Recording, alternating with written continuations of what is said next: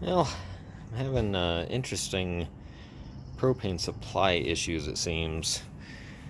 Having experiences with both the furnace and the water heater. The furnace sometimes just simply won't ignite. The water heater is kind of struggling as well.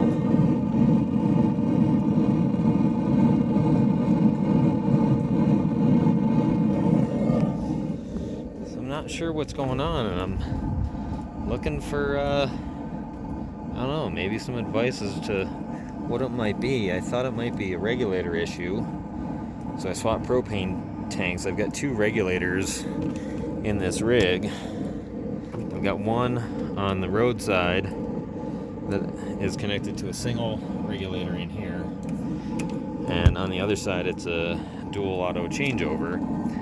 So right now I've only got the one tank on this side, and it didn't matter which side of the dual regulator was on. So I don't know.